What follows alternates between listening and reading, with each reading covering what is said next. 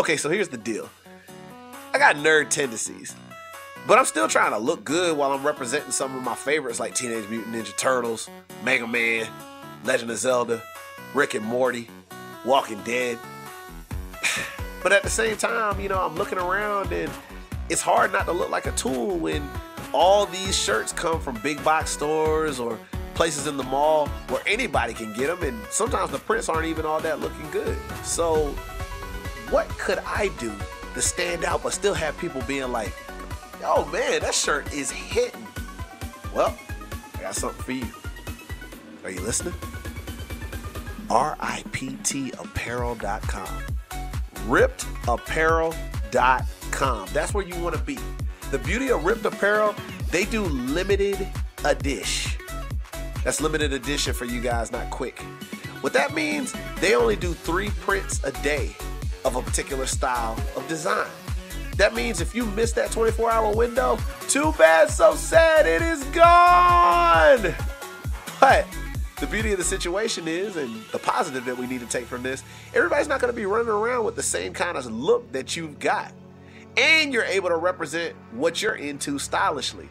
So it behooves you to check this site out every day so that you can see the cool stuff that they got going on, including the Legend of Zelda mashups I've seen. They've had a mashup one time where they had all the members of the Ninja Turtles looking like the members of Kiss. They had Rick and Morty Reservoir Dogs, all sorts of cool stuff.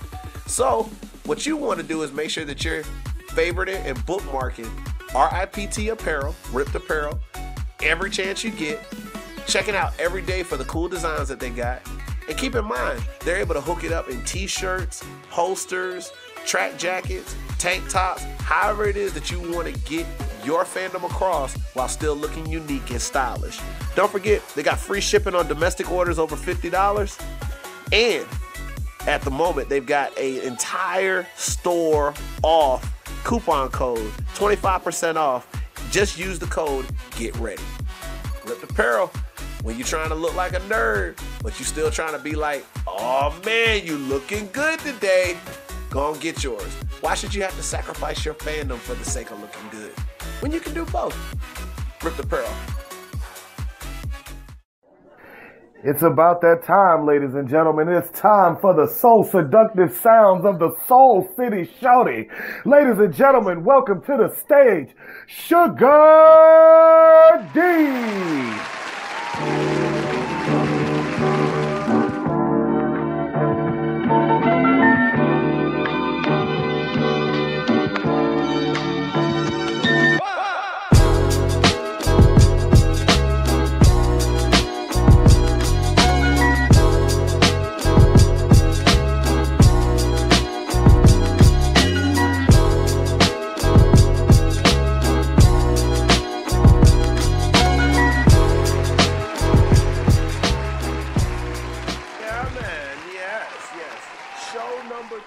Electric Boogaloo. Everybody sit on down. Please, please, please get comfortable. It's that time again for another edition of Funny Cash Shows. It's your boy, Suge D, live on the stage, ready to talk a little bit about the success, the stress, and the mess that comes with chasing your dreams. And here we are. Show number 2, Electric Boogaloo. And I got to take you higher. It's my duty to take you higher because you chose to come back for this. Now, the saying goes, the first time, mistake. Second time, choice. Now, oftentimes when you hear this, it's about cheating, but we're going to put a positive spin on this. And I'm going to say that you made a choice to allow some audio in your ear every week that allows you to think a little bit more about what it is that you want to get done in your life, how you're going to make it. Maybe make you feel a little bit better about that journey that you're on right now if you're not where you want to be. And you should. It's just the fact that you're even trying. You know, I saw Roman J. Israel a few days ago, and I absolutely adore that movie. I'm a big Denzel fan, big fan of the Denzel Washington is the Greatest Actor, period podcast. That's one of my big inspirations for coming forward with this one. I can't wait for him to come back. I hope it brings him out the woodwork, the fact that this movie came out. That said, there's a line in that movie that really sat with me, and it's really been driving me the past few days. And that line is hope don't get the job done. And he's absolutely right. Hope is an awesome sentiment, but it takes hard work. It takes a plan. It takes putting some things in motion to be able to get what you want done. Fact of the matter is, hope don't get the job done. Getting the job done gets the job done. And I'm all about that. If you haven't had the chance, please go see Roman J. Israel, by the way. It's like the most un-Denzel role that you'll ever see. No bop. Dude just out there, just oh my God. I feel like if I just stopped taking my training seriously, I'd probably look like him in his character in this. But I'd probably look like him probably in another like 20 or 30 years. I mean, his fro game was pretty smooth for the most part. Suit game, not so much. Like not even Men's Warehouse quality. I think he was pulling him off the Burlington racks, if you get what I'm saying. With that said, let me segue into the show as a whole, Funny Cash Shows. Now, I know exactly what I wanted to talk about on this show and the things that I want to talk about. Now, it being so early in the embryo stages of this show, I don't have what you would call a hard format as to what I talk about and how I talk about it. The closest I could probably think of for having a hard format is this portion of the show is just kind of me freestyling, letting my thoughts kind of flow, throwing it down. This is like the cypher right now. You know, I got a beat and I'm just letting out what's going on. Like, this would be a good time if I had somebody like just, I gotta be my own beatbox man right now. I'm just in there like,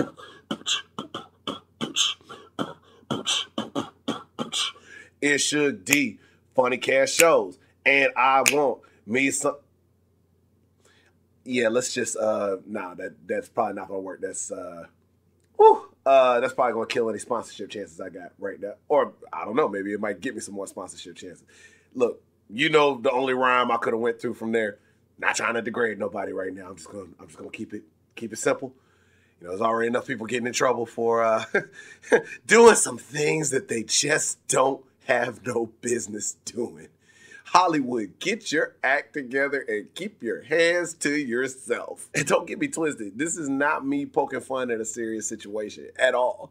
Like, it's sad that it's easier to make a list of the people that aren't doing something versus the people that are getting accused of doing just terrible stuff out there in Hollywood. And they're literally using their power in a very egregious, ooh, I like that word. That's that super college word. That's that $10 word.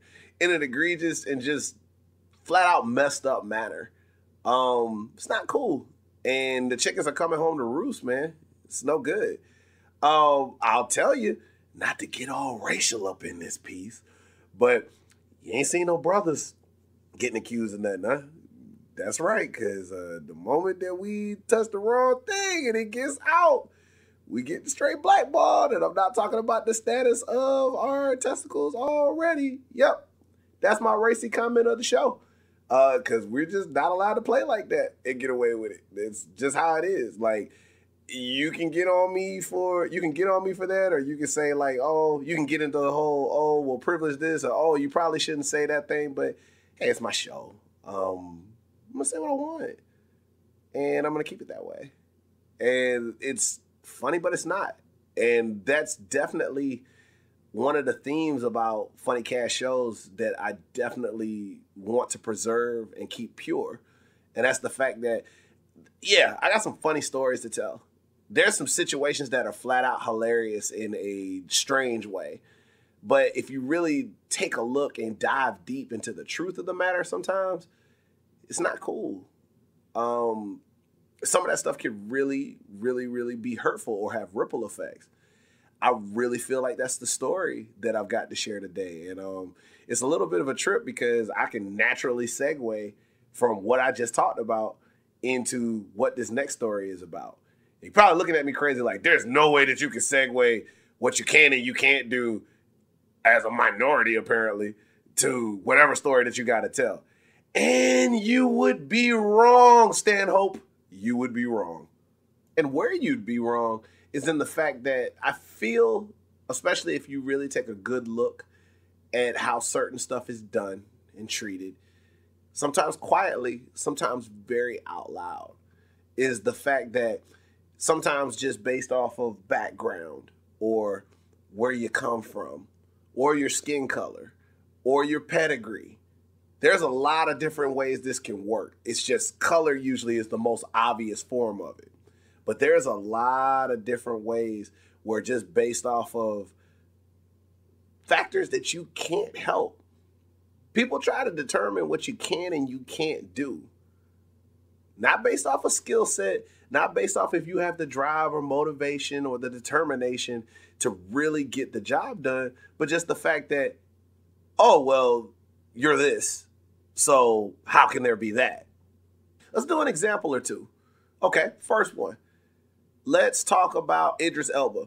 Idris Elba, British black actor, easily one of the coolest cats I've ever seen on screen and super versatile. You know, he's being a street level drug dealer, Stringer Bell on The Wire, and they can flip it in the next moment to being a captain for battle mechs in the future in Pacific Rim. Like, I love his versatility and the fact that he'll just dive into anything.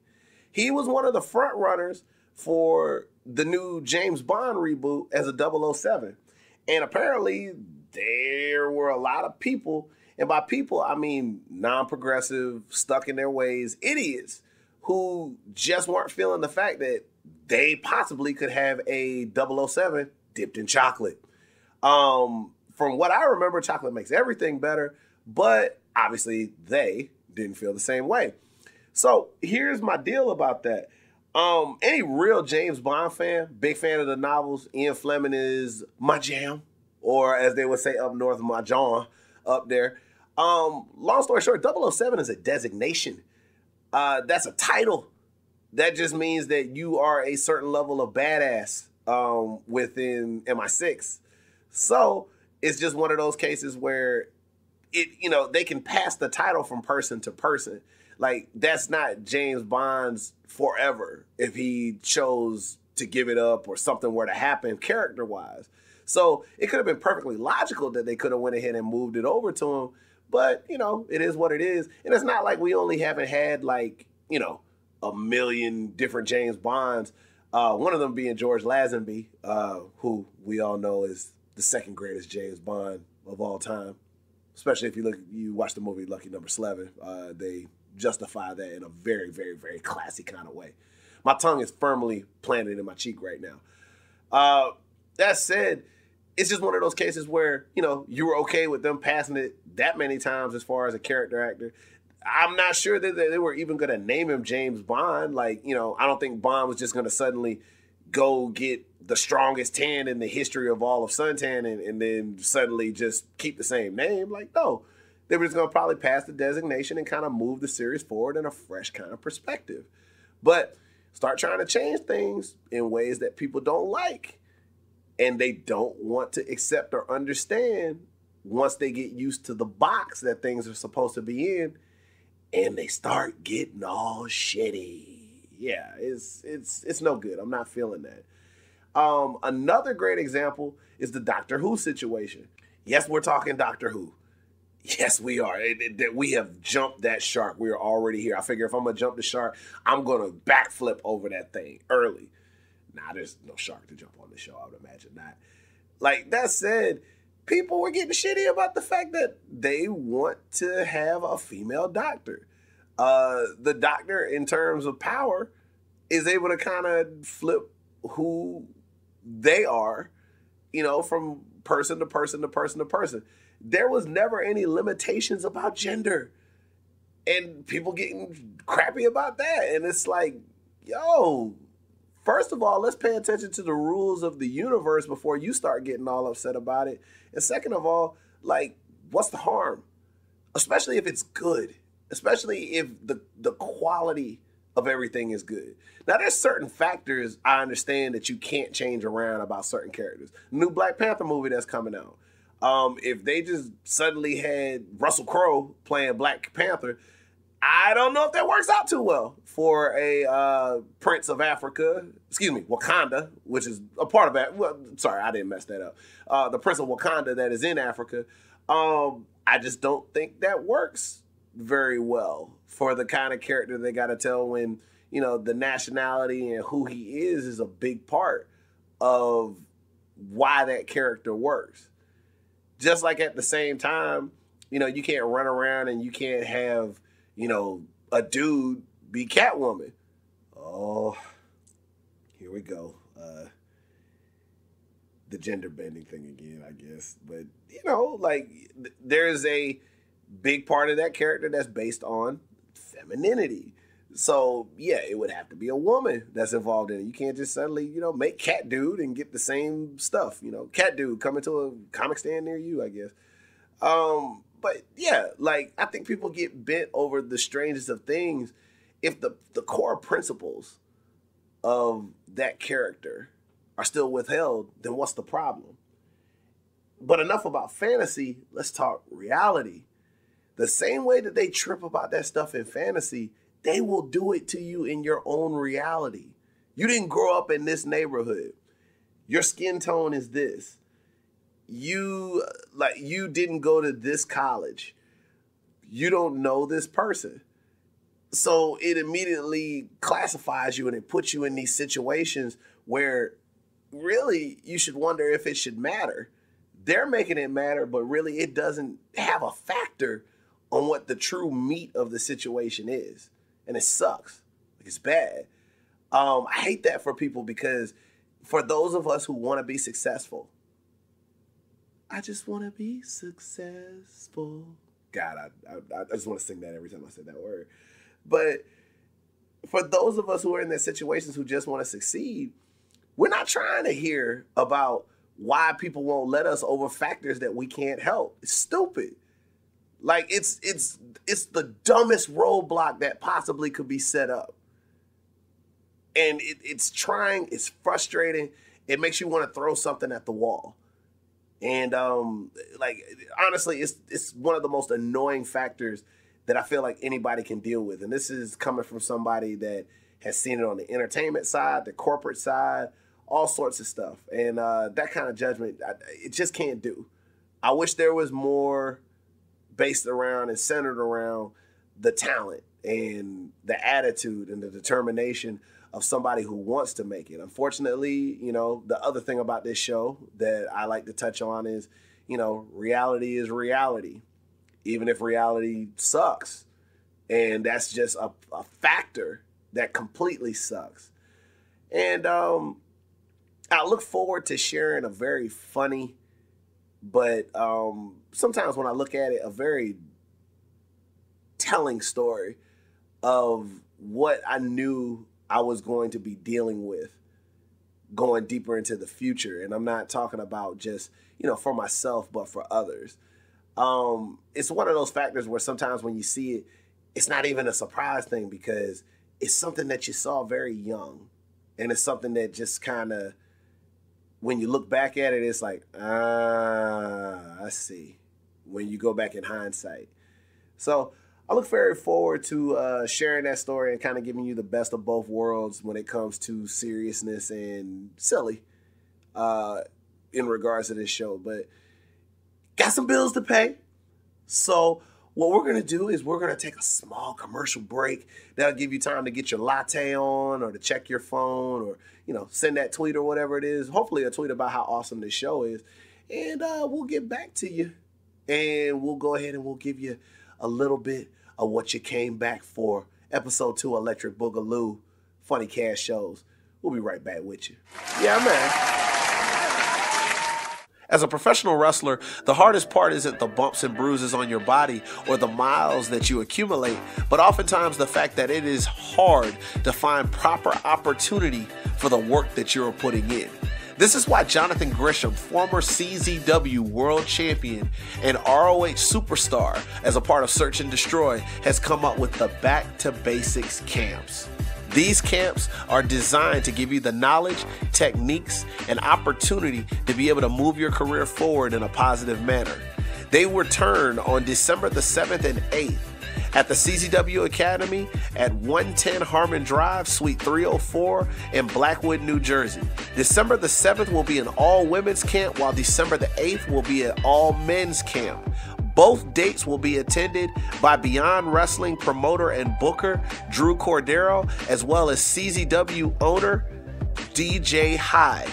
They will be scouting talent for companies such as Beyond Wrestling, Combat Zone Wrestling, West Side Extreme Wrestling in Germany, Women's Wrestling Revolution in WSU, with the well-traveled and current Women of Honor superstar Sumi Sakai as the head coach of the female camp on December the 7th, while Jonathan Grisham will be personally head coaching the men's camp on December the 8th. Isn't it about time you put a lock on your future and make your grind absolutely worth it? Go to backtobasicscamps.com to reserve your space and be ready to move your career to the next level. Welcome back. It's time for story time with Suge D. Yes. So, I've lived a very colorful existence. And I've been a few places. I still go a few places, just a few. And this one definitely is one of the weirdest stories that gets more layered over time, the more and more I tell it, because it's just more detail involved, like every time I look into it. So if I get real meticulous with what I'm about to tell you next, that's because these are little details that I just kept discovering throughout the years. The more and more I started thinking back on it. And it's a trip because this was like around like elementary school. So like, I've had all this time, I've had decades to think of, wow, God, I made myself sound old. But yeah, decades to think about just the detail behind all of this and the subtext and the tones and whatnot. I probably could write my own Game of Thrones novel just based upon this situation on its own. I will not, but you get what I'm saying. So here we are. Again, this ties back to pretty much people trying to box you in and telling you what you can and you can't do. And believe it or not, it is centered around the superpowered superhero group that's been running for a very, very, very long time. I'm talking about the Mighty Morphin Power Rangers. And I ain't talking about that movie that underperformed at the box office. I'm talking about old school, first season Power Rangers. Yes. Go Power Rangers.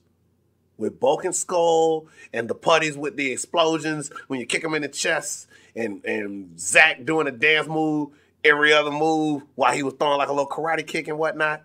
And Trini, God bless her soul, all that good stuff. Power Rangers. And this pure, beautiful thing that came out to empower kids and sell a bunch of toys would be the basis for me discovering that I was going to catch a lot of unnecessary judgment over my skin tone. Yeah. Funny way to find that stuff out. So let me set the scene for you. All right.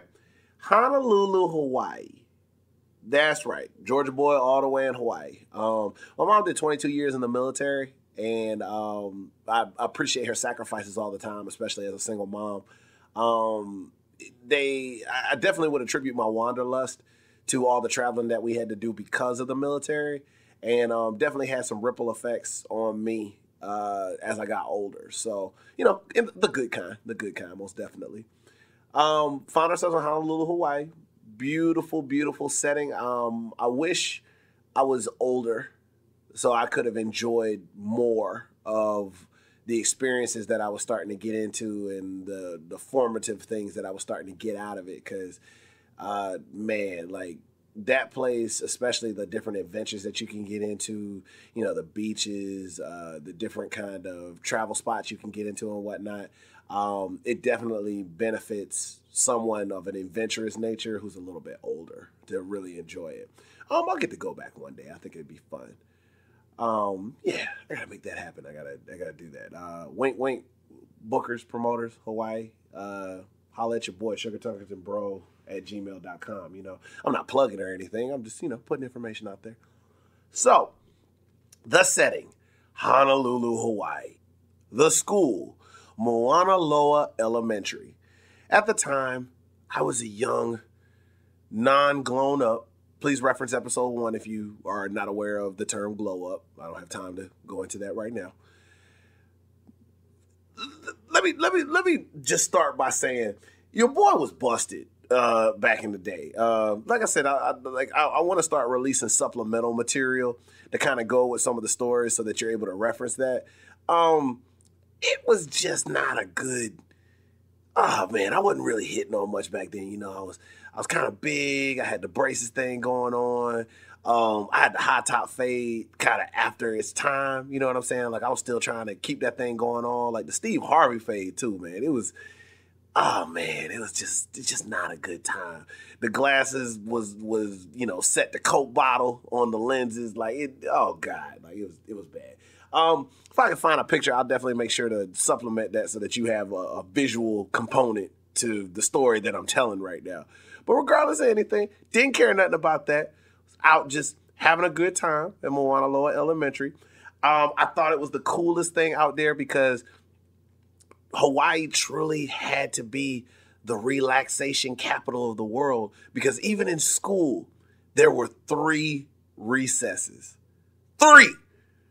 Any other school that I've been to, you got 1 recess. You got to get everything done while you're trying to do it. If you're trying to, you know, like you had the candy hustlers around that time and whatnot, you know what I'm saying? Like, you know, it was like, you know, the candy hustler was pretty much the candy hustler was pretty much the setup for future drug dealers, like later on in your life, you know, bringing in the candy with the pixie sticks, you know, the candy necklaces, all that good fun stuff like that. Starburst now and later, getting they sell on, you know, hustling, making sure that they were able to go ahead and upgrade their lunch package so they can get that chocolate milk. So you had the candy hustlers. You had like all the little fantasy games that you were getting into, you know, playing pretend and whatnot. If you were a macadocious like that at a young age, you know, getting your hugs and whatnot, that's not who I was. But definitely saw some people who got it done, passing notes, all that other good stuff. You know, any other school I went to, you only got 1 recess to knock all that out. Okay? Missed your chance, too bad, so sad. Hawaii, they're like, man, you've been working hard after 1 class. Let's give you a recess. And you know what? We know you just had lunch, so you know what you need to make sure all that stuff digests? Another recess. You know, class been a little tough. You about to get ready to go home. As if you weren't jacked up enough to already leave, let's jack you up a little bit more and give you another recess. Oh! Man, Hawaii had it going on. Oh my goodness. Now, lunch was always known for being the longer recess. That was the one where, like, you know, that was the meat of the recesses. While, like, you know, the beginning, like the first recess and the third recess were kind of more like the bread that was holding it all together.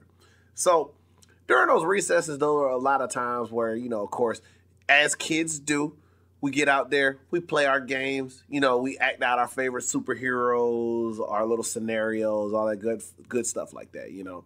So, of course, Power Rangers was a big one. I mean, you had people doing Marvel superheroes and all that other good stuff like that.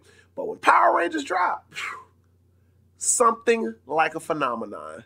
Like, real talk, like there was no stopping it. The toys were through the roof. They could barely stay in the stores, especially when Christmas time came around. They were jacking the prices up anywhere to like 2 to 3 times the actual worth, because that's just how serious Power Rangers was over there.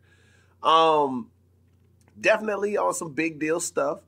So of course, when we had recess, we had like our little clique, you know, that played, of course.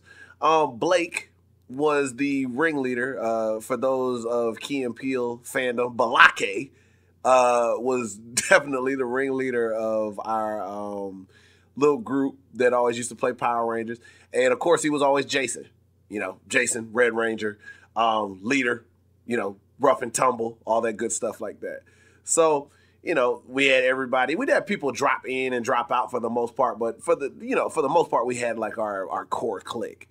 And then, not that it has a ton to do with the story, But this is rounding right back out to sometimes you just look at details and you start really, really paying attention to like, So we had this cat named Jed, and Jed would always play with us. We had like one girl, Brianna Bernardino. Man, she was fine. Like looking back at it like that, she was fine. Like, as a boy, you're not really, thinking about that kind of stuff at the time because, you're not really into girls. It's like cooties and all that other stuff like that. But Brianna, she was fine. I don't know what she's doing now, but like I hope, whoever got with her, they know what they got and she stayed fine. Oh, Lord Jesus.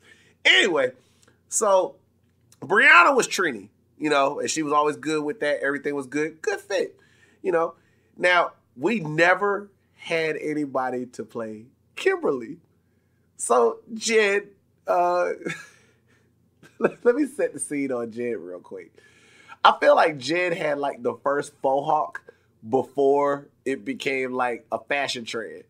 And Jed would always have like these tight, colorful t-shirts with like little shorts. And then he'd have like, his New Balances with like, the crazy socks or whatever it is. As my grandma would say, my grandma probably would have saw Jed and she probably would have been like, I think Jed just a little particular. Old folks speak for him. There's a possibility that Jed, was gay. I don't know. I can't confirm. I haven't seen Jed since then or anything like that. He was always good to me, always cool. But he would always act like, it was funny because he would always act like it's a burden to be Kimberly, but was excited about the burden. So everybody was picking. It's like, okay, who's everybody going to be today? Everybody's picking what ranger they want to be. He's like, okay. He's like, I guess I'll be Kimberly. Boom. And he busts into like the little poses and whatnot. And he was very good at the poses. Like those little one leg with the knee up and the hand in the air like you're a cheerleader poses. Oh yeah, Jed was getting them. And like the shorts, I suppose, made him more aerodynamic when it came to like throwing them kicks and being on the poses and whatnot. But, like when have you ever been excited about a burden? It's like, man, I guess they need somebody to do some overtime at work. I'm gonna do this overtime. Nope, that was Jed. He would just get hyped about playing Kimberly, even though it was a burden. Sure, I'll do it. I'll be Kimberly. And he's talked just like that. And he had a lisp. Like, I'm not even playing with you. That's not me over accentuating or exaggerating. I know, stories tend to get into the exaggeration portion of it. But nah, that was definitely Jed. Kimberly! Yes! Oh.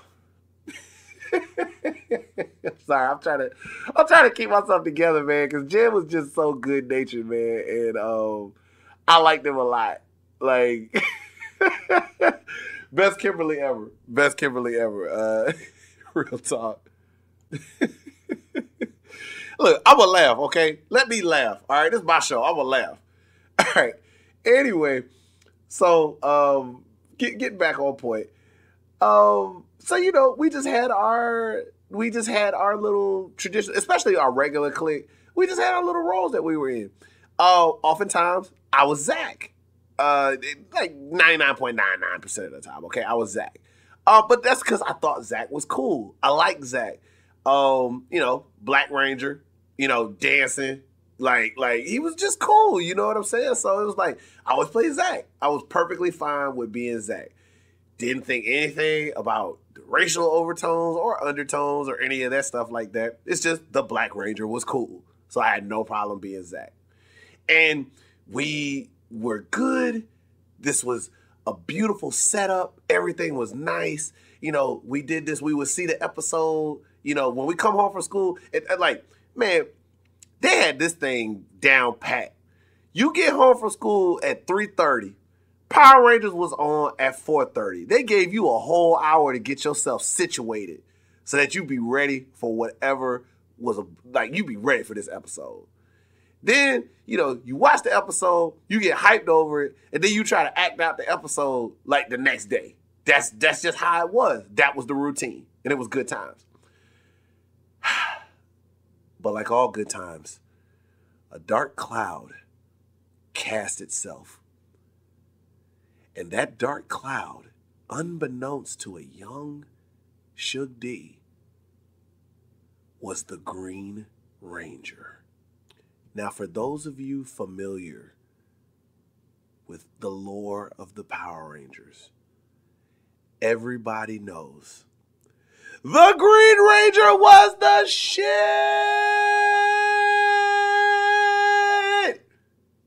He was awesome. Like, he stepped on the scene. First of all, he's got the fly armor with the green and gold. Then my man has got a dagger that doubles as a flute. So he out here making beats on the flute and going ahead and just taking out the entire squad of Power Rangers. Who does that? The Green Ranger. Nobody else did, but the Green Ranger did it. He out here just squadding up by himself. Like, it was ridiculous. Like, oh my God. The Green Ranger was the best thing to happen to an already good product since Sprite Remix. If you don't remember Sprite Remix, I apologize. I'm so sorry. It was so good. I don't know why they're not making it now. It's silly that they're not making it now. Sprite, if you're listening to this, just bring it back. Everybody will agree with me once you bring it back and put it back in rotation. Back on subject. Oh my God. Then I ain't even got to the best part yet. So Power Rangers, like, they don't know what to do with this dude. They can't contain him. So they're like, you know what? We just gonna have to get the Megazord out so that he could go ahead and he can handle our lightweight. So that happens, and the Green Ranger's like, first of all, like, y'all can't deal with me 1 to 5 anyway. Second of all, y'all ain't about to stunt on me with the whole Megazord setup. So guess what I got for you? So he pulled the flute out. He started making beats. It may or may not have sounded like the tune of the flute on Mask Off by Future. But I think it went a little something like this. Da, da, da, da, da, da. Out the ocean, like the second coming of Mecha Godzilla, comes the Dragon Zord. The Dragon Zord in all its majesty comes out the water. Just completely explodes out of the water. Doesn't have a drop of H2O on him the moment he comes out of the water. He ain't dripping or nothing, just straight shiny. Staring down the Megazord like, pull up, what you gonna do? So they get to scrapping, and the Dragon Zord like, oh, so you got a sword and whatnot. Let me show you what I got. First of all, goes ahead and busts out the tail with the drill bit tip. So he's over there just tail whipping the crap out the Megazord. And then the Megazord over here like, look, I got your number. Bam, grabs the tail, thinks he's doing something. Dragon Zord like, nah. Watch out for this part. Drill starts spinning on the tip of his tail and starts tearing it up. Tearing it up on the Megazord. The Megazord don't know what to do. I haven't seen a savaging this bad since Drake went in on Meek Mill. It was just ridiculous, okay? So then, to make matters even worse for the Megazord, when he trying to deal with the Dragon Zord, he takes his hands and points them, you know, just, it's like a roasting motion. For those of you unaware of the roasting motion also can be related as the drill sergeant hand. It's where you keep your hand and it's the 4 index fingers with the thumb close. And you've got it almost like a palm, almost like you're about to do an open hand slap. But you point those fingers at the target of the person that you wish to talk trash about. So that's pretty much the Dragon Zord, like, bam, boom. But he's pointing both his hands. Now, imagine if somebody was roasting you and then suddenly during the midst of the roast, their fingertips open up and they got missiles in the fingertips. And they just start launching missiles at you all of a sudden and just blowing you all to high heaven. Well, that's what the Dragon Zord did. He was like, you know what? I'm getting tired of you thinking that you're the only robot that's running around Angel Grove and gonna do something. Bam.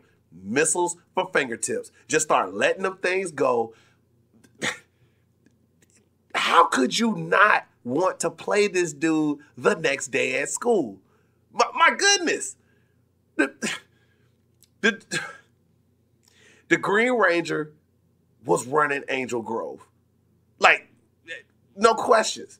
This was the Ranger that you want to be. And I knew everybody was going to want to call dibs on him the next day. So I went to sleep that night. Like, the only night that I got less sleep at that age was the day before Christmas. But I went to sleep like, ooh, when it comes up, and we get ready to call whoever we're going to be, I'm calling dibs on the Green Ranger. I'm calling dibs on the Green Ranger. I'm going to shoot missiles out my fingertips. Oh, yeah, this is going to be awesome. Little did I know that there was going to be a little stop block on my application for wanting to be the Green Ranger the next day. I wake up. I have my breakfast. I get on the bus. I go to class. I'm focused. I'm hyper-focused. I'm Zen mode because I know what's about to go down. I'm going to be the Green Ranger today. Missiles from the fingertips, bruh. Missiles from the fingertips. Then it happens. The moment that would send ripple effects through my life, make me realize some things. A moment that I've double backed on multiple times. The bell rings. It's recess. I walk with a confidence, my chest poking. I'm like, this is gonna be the day. It's going down. I got to be the Green Ranger. Like, my walk was a little bit similar to like, I guess it's a cross between like that Vince McMahon power walk and like the walk from Staying Alive. Like you probably could have soundtracked it to Staying Alive. It would have worked itself out. But, you know, I was stepping big. Like, I knew what I was about to do today. Like, you know, there wasn't nobody going to tell me nothing. I ain't care what you had going on. I was about to get this done. So, I get to walking. We get in our usual group. And here I am. Everybody looking around. Everybody's hyped. I can see the excitement in everybody's eyes, especially the other boys, because it was like, oh man, everybody was getting ready to call dibs on the Green Ranger. So, of course, we went through our obligatory, like, what we're going to play. Like, when Power Rangers came out, there wasn't nothing to discuss. Like, we knew what we were going to play. I guess we were just giving it the floor just to be diplomatic. Everybody was like, all right, so what we playing? So it's like, yeah, you know, yada, yada. You know, G.I. Joe? No. Thundercats? No. Power Rangers? Yeah! Everybody's hyped about playing Power Rangers. And I'm like, yeah. And I'm going to be the Green Ranger today. And then that's when it started. One of the other kids looked at me and said, you can't be the Green Ranger. Like, why I can't be the Green Ranger? I called the Green Ranger. Because you can't be the Green Ranger. That ain't good enough. I called being the Green Ranger. That's who I'm going to be.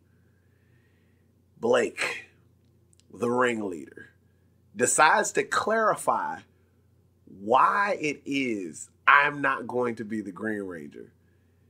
This is like easily top 5 harshest conversation I've ever had in my life.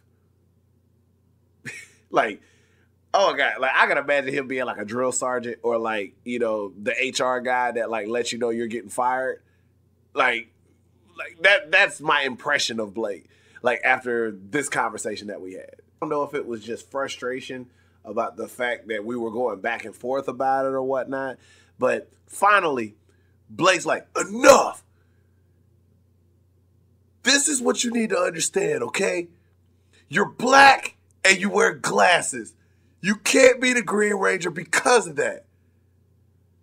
So, you got 2 choices. You're either Zach or you're Billy. Now choose. Bro, I had never heard anything like that in my life before.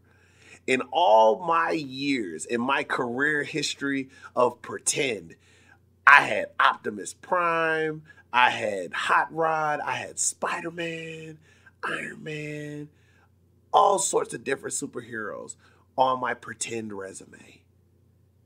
Never had I been disqualified from a pretend position because of my skin color. Like, that was probably one of the first times I was made hyper aware of the fact that, like, hey man, you're black, so here's what you can't do. And it sucked. I just remember having this sinking feeling like, are you for real? Like, but I want to do this. Why does that even matter? And like, I don't know. It was like a slapjack against the head, man. It sucked. It was bad. And I was on the spot. Like, everybody was looking at me. They didn't know what to say or what to do. But they definitely didn't argue with me either. So choices had to be made. So me and my weak state of mind, and I don't mind admitting that, I didn't know how to deal with the situation. But in that state of mind, I was just like,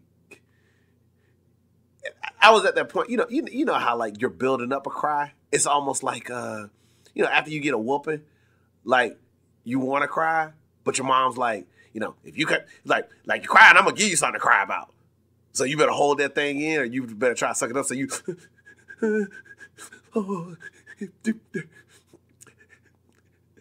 I'll be zagged in. So I proceeded to resume my career as the Black Ranger. And I danced and I pranced and I karate kicked. While one of the other kids was the Green Ranger. But I never forgot it. I never let it go. And then the funny part is, like, I look back at, like, I look back at spots I haven't gotten on the card at certain wrestling shows, or things that I've tried out for, or things I've applied for. And something so small in nature of just, you can't be the Green Ranger because the Green Ranger's not black, is a mentality that carries over into so many bigger things in your life. We can't have you in this position because we don't want the face of this to be black, or this isn't urban enough, or maybe you look too intimidating for what's going on here, or the type that people would want to see in this doesn't look like you. And that's wild to me, man. Actually, I had that incident happen a few more times in different circles. You can't be Iron Man because Iron Man is a white guy, or, you can't be black. Excuse me. Yes, I can be Black Man. I've been Black Man for 32 years. You can't be Batman because Batman is a white guy. It's like all my favorites, I can't even pretend to be them because my skin tone doesn't match up, or my hair doesn't match up. And I always found it funny about Blake, though, because at least Blake gave me an out.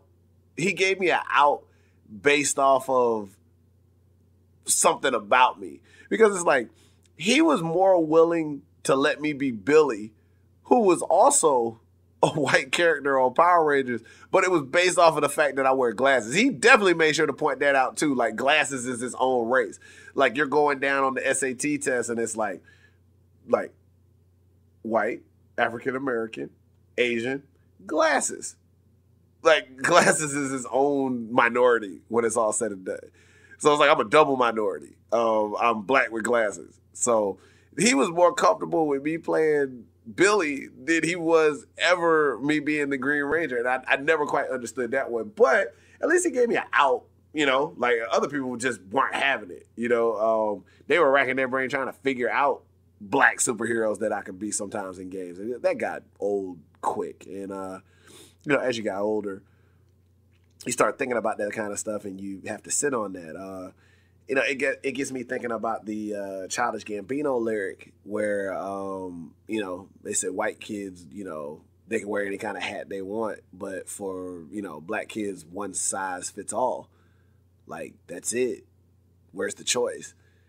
And this isn't just like a racial, like, I guess what I'm trying to say is I'm not trying to make this like a racial outcry. Not at all. Like, the problems that we experience in this country and through vision and perception are going on all the time. but it's bigger than, you know, just, oh, black. Yeah, like it's black, but it's also Asian. It's also female. It's also handicapped. It's also, you know, being of Middle Eastern descent. There's so many different factors that people will try to judge you on first before who you really are as a person. And we're getting better about it. I feel like we're at war with ourselves sometimes about the progression that we make on that. But there's still those scenarios, especially where they truly count, where we gotta let the black kid be the Green Ranger, you know? Or like, we've gotta let the girl be Doctor Who. It's just time. Like, we have to let that stuff happen. And we have to be unafraid and not scared to let that happen. And if they don't want that for you, and you're gonna hear me bring up they often, but I don't fuck with they. You know, they doesn't control what I want to get done. If I got a purpose and I got something that I need to get done and I need to get out and I need to express and I need to make sure I conquer, then I do everything in my power to make sure I'm doing that. And I feel like a lot of times in the chase for success, we let what they gotta say or how they feel hold us back from who we need to be. They don't matter. You do. Go get what you're supposed to get. And most of all, like for those of y'all with kids that listen to this show, let your kids be who they gotta be, who they need to be. I know we got our expectations and we got things that we want for them. But remember, they're their own person too, and they're gonna want for themselves. And one day, they're really gonna want that opportunity to be who it is that they feel they need to be to feel like something in this world. And whether that means they're the next doctor or lawyer or president or stage actor or whatever, we got to be there to let them know this is your world, kid. You can do whatever. And even if you don't necessarily believe it, this is one of the few times I'll tell you to do this and advocate it. Lie. Because that lie is more powerful than the truth they're going to try to go ahead and push on them. And trust me, if they believe in the lie that they can be anything that they want to be, before you know it, the power of suggestion makes everything true. And with that, it's a funny but sobering moment. This is our episode of Funny Cash Shows. The end for now. I don't say goodbye, big Masters of the Universe fan. Like, I know a lot of people like to talk trash on that movie, but hey, that was part of my formative years. I dig it. I don't say goodbye. I say good journey. Because we've got so much more to do. It's so much more to get into. So, until next time, the third edition, the trilogy of this, I appreciate you taking that time with me. I appreciate you stopping through. I appreciate you letting me share my dumb Power Ranger stories. But at the same time, I appreciate the fact that you're opening your ears, your mind, and your heart to hopefully being that change that needs to happen in the world and letting anybody be whatever Power Ranger they want to be. Because all we want to do is just save the world and beat the putties, man. Funny Cash Shows. Holla back. This is Suge D here, just letting you know that I do appreciate you for allowing me to slide in your MP3s right quick this week. If you wish to support the show and by proxy me, feel free to visit www.prowrestlingtees.com/Sugardunkerton. I got the threads that turn some heads. Please order a shirt, look good in the process. Treat yourself 2017. Also, you can feel free to make a donation to the show by using the crowdsource link that's available on this landing page at FUNNY.CASH.SHOWS.podbean.com, or you can hit me direct at paypal.me/Suge D. paypal.me/Suge D, please. We appreciate the money that jingles, but we'll gladly take the money that folds. Sugardunkertonbro at gmail.com for any kind of bookings, whether it be hosting, professional wrestling, which is my main gig, as well as any other fun stuff that you want to send me. I'm all for it. Also, if you are looking for advertisement or to be a sponsor on the show, please email me, sugardunkertonbro at gmail.com. Not only are my drops plenty nice, but I also have got a lovely price if you're trying to make sure that you get some ears on whatever your brand or product is. Have a good one. I'll see you next week. Take care.